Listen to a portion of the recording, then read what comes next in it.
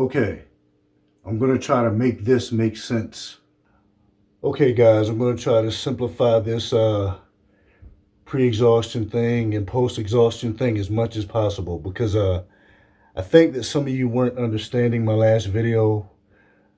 All right, so anyway, for those of you who aren't understanding, you know, and I didn't do a thorough job of explaining pre or post-exhaustion. All right, pre-exhaustion is when you go from a single joint movement directly to a double joint movement. Okay, like if you do leg extensions and then you go directly to squats, or leg extensions and then directly to leg presses. Okay, it's taking the weak link of a muscle and trying to force it to work harder, you know, or in some cases it's even the strongest link in a muscle, but you're kind of ganging up on it with two or more movements that are dedicated to that one muscle before you do the double joint movement. Okay, so again, that's leg extensions and presses, leg extensions and squats, leg extensions and deadlifts, leg extensions and lunges, single joint movement directly to a double joint movement.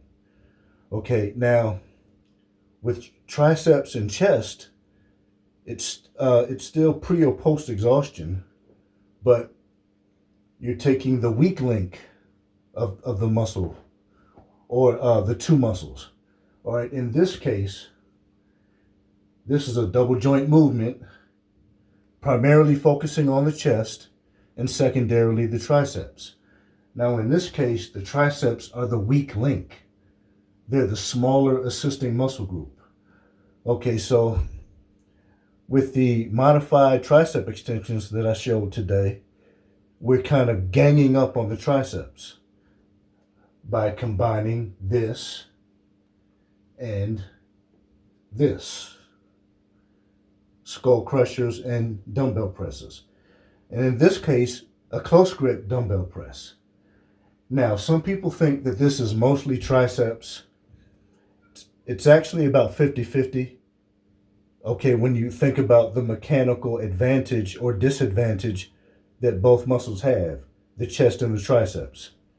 The weight is pretty much equally close to the chest and triceps. You know, so the mechanical advantage is pretty much similar, or mechanical disadvantage, however you choose to look at it.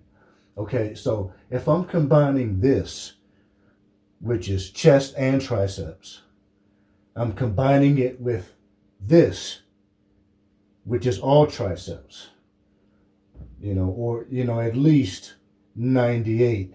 Your chest may contract isometrically, but it has very little involvement. That's mostly triceps. If I combine those two, what is going to bear most of the burden? The triceps, because the triceps are getting worked twice. So by combining this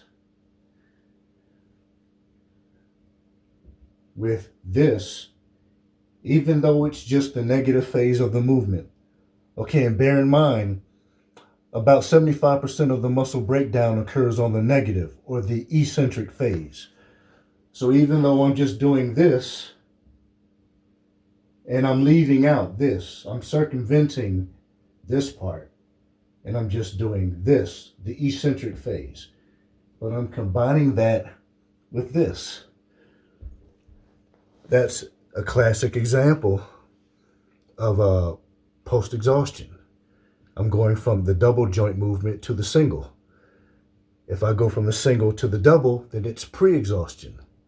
So that's what that exercise was that I did, that I showed you earlier today. It's modified lying tricep extensions. All right, I'm doubling up on the tricep involvement. It's kind of simple once you get the hang of it. All right, and if you want to study more on it, look up post-exhaustion or pre-exhaustion. Look it up and read up on it. You know, that'll make it a lot easier to understand. But this movement, and you can go back and look at the other video to see all of it, but I just wanted to clarify some things, but look at that video, look at it again, and pay attention. It's an awesome movement that most people don't even know. All right, modified dumbbell, in this case, dumbbell tricep extensions.